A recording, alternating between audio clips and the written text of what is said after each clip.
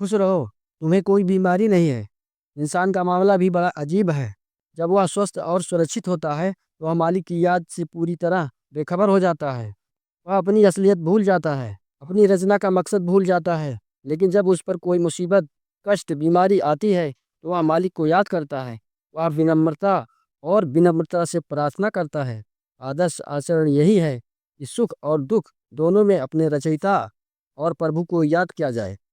हमारी कहानी भी एक ऐसे लड़की की है जो शुरू में जिंदगी की रंगीनियों में खोई हुई थी। फिर उसे पता चला कि उसे एक जानलेवा लाइलाज बीमारी है। इस खबर ने उसकी ज़िंदगी बदल दी। यह खबर सुनने के बाद उसके साथ क्या हुआ और उसका नतीजा क्या हुआ, आइए इस कहानी की जुबानी जानते हैं। हम राजधानी के ये बहुत ही गुप्त इलाके में रहते हैं। हम सिर्फ नाम के मुसलमान थे। नमाज, रोजे और दूसरी इबादत से हमारा कोई वास्ता नहीं था। हम पूरी तरह से पश्चिमी संस्कृति में डूबे हुए थे। अरब परिवार से होने के बावजूद हमें अरब सभ्यता और संस्कृति की जानकारी नहीं थी। मुझे कुछ भी नहीं पता था। पता नहीं या पश्चिम की तुलना में गुलामी का एहसास था या अपने समाज में खुद को जितना हो सके आधुनिक साबित करने की हीन भावना। हमें पश्चिमी फिल्में, नाटक और संगीत पसंद थे और हम पश्चिमी लोगों की तरह लड़के लड़कियों की दोस्ती को गलत नहीं मानते थे। लेकिन हम अरबी की बजाय फ्रेंच में बात करना पसंद करते थे। एक बार मैं ब्लड टेस्ट के लिए अस्पताल गई। अगले दिन जब मैं रिपोर्ट लेने गई तो अस्पताल के निदेशक, जो हमारे एक परिचित थे, बहुत चिंतित लग रहे थे। उन्होंने मुझसे धीरे से कहा, मैडम, मुझे आपको बहुत दुख और दर्द के साथ बताना पड़ रहा है कि आपकी रिपोर्ट एचआईवी पॉजिटिव है, यानी आपको एड्स है। यह खबर मेरे ऊपर बिजली की तरह गिरी। मेरे आंखों में अंधेरा छा गया, मेरे पैर बेजान हो गए। अगर मैंने सामने वाली मेज का सहारा न लिया होता तो शायद गिर ही जाती।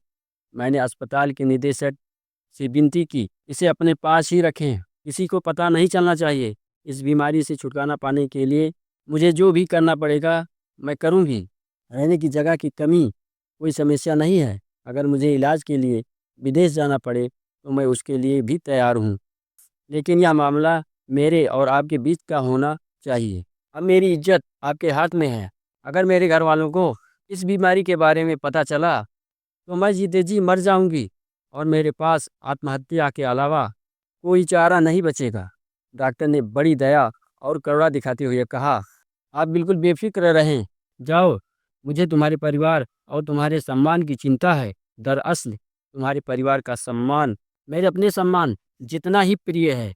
मेरे लिए जो भी ज़रूरी होगा मैं करूँगी। तुम्हारे इलाज में मैं हर तरह से सहयोग करूँगी। तुम मेरा यह मोबाइल नंबर ले लो। अगर कोई समस्या हो तो बेझिझक मुझे बताओ।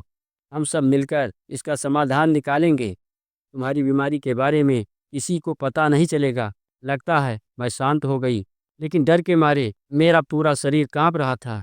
मैंने खुद को जितना चाहा दिलासा दिया, लेकिन मैं अंदर ही अंदर जानती थी कि यह एक बहुत ही खतरनाक और लाइलाज बीमारी है।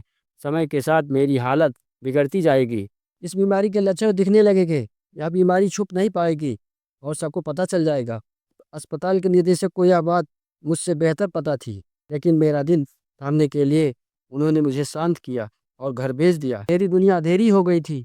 डर के मारे मेरी रातें नींद से ओझल हो गई थीं। मेरा दिल दुख और चिंता से बेचैन हो गया था। मैंने खुद को अपने कमरे में बंद कर लिया था। संयम के सारे बंधन टूट चुके थे। मेरे पास रोने के अलावा कोई चारा नहीं था। मैं जिस दर्द और पीड़ा से गुजर रही थी और जिस तरह से उससे जूझ रही थी, वो मेरे समय से बहुत पहले ही खत्म हो गया होता। लेकिन खुद पर काबू पाना नामुमकिन था। जब इंसान दुनिया के तमाम सहारे से निराश हो जाता है तो वह उस जगह लौट जाता है जहाँ से कोई निराश होकर नहीं लौटता। इस दरवाजे से निराशा एक बड़ा पाप है। मैंने अपने पिछले जीवन पर नज़र डाली। मैंने अपने हर गुनाह का जायजा लिया। उन पर अफ़सोस और शर्मिंदगी ज़ाहिर करते हुए मैंने सच्चे दिल से मालिक से माफ़ी मांगी। मैंने अपने मालिक के हुक्मों के मुताबिक जीने की कसम खाई। मैंने खुद से कहा, मैं अपनी बची हुई छोटी-सी ज़िंदगी का हर पल मालिक की इताअत में बिताऊंगी। इस कदम के बाद मेरी हालत में कुछ सुधार हुआ और मेरी आंखें खुलने लगी। अगली सुबह मुझे एक नई ज़िंदगी की खबर मिली। मैं ज़िंदगी में पहली बार सुबह उठी और प्रार्थना की। नमाज के बाद मैं काफ़ी देर तक जिक्र और अज़कार जो भी उस वक्त मेरे मन में आया करती रही। फिर बड़ी विनम्रता और हया के साथ मैंने मालिक से अपने गुनाहों की माफ़ी मांगी और अपने ठीक होने की दुआ की। उसी दिन मैं बाजार गई और पवित्र कुरान की एक प्रति खरीदी। आप मेरी जीवन शैली का अंदाज़ा इसी बात से लगा सकते हैं कि हमारे घर में कुरान की एक भी प्रति नहीं थी। मेरी ज़िंदगी पूरी तरह से बदल गई थी। मैं नियमित रूप से नमाज़ पढ़ती थी। पढ़ाई के अलावा मैं अपना सारा समय पवित्र कुरान की तिलावत में बिताती थी। मुझे हॉलीवुड की फ़िल्में बहुत पसंद थी, लेकिन अब मैं इन सब चीज़ों से तौबा कर चुकी थी और मैंने इस्लामी हिजाब भी पहनना शुरू कर दिया था। मेरे परिवार वाले हैरान थे कि मुझे क्या हो गया है?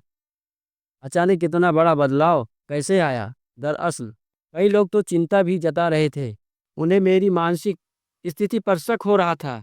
वह दूसरों से कह रहे थे कि इस लड़की को किसी अच्छे मनोवैज्ञानिक को दिखाना चाहिए। वह मुझसे बार-बार पूछ रहे थे कि तुम्हारा शरीर अचानक कैसे बदल गया? अब मैं उन्हें असली कहानी क्या बताऊंगी? मैं अहंकार से काम लूंगी और सवाल पूछ-पूछ कर उन्हें निरुत्तर कर दूंगी। क्या हम मुसलमान नहीं हैं?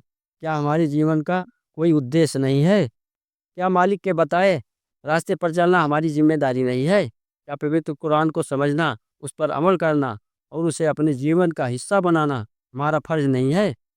मेरे इन सवालों का असर यह हुआ कि इससे पहले कि उनकी अंतरात्मा को ठेस पहुँचे और उन्हें अपनी विलासिता और मनोरंजन छोड़ने पर मजबूर किया जाए, उन्हें मुझे अकेला छोड़ने में सुरक्षा महसूस हुई। इस घटना को 1 महीना बीत चुका था।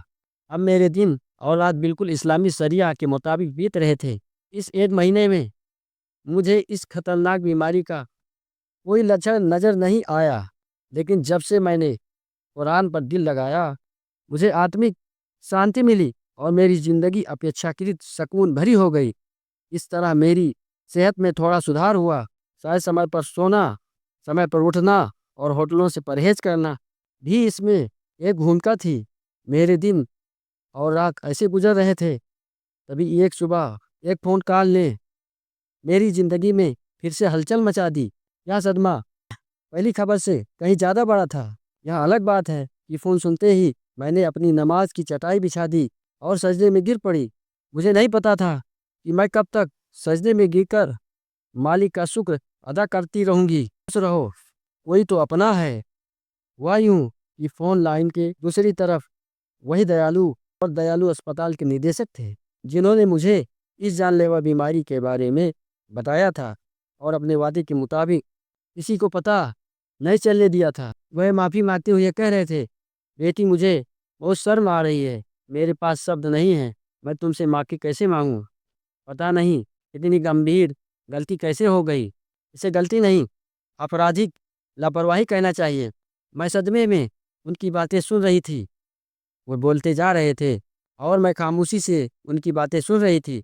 पता नहीं आगे क्या कहूँगी। मुझे क्या पता था ये फ़ोन कॉल मेरे लिए ज़िंदगी की सबसे बड़ी खुशखबरी लेकर आ रही है।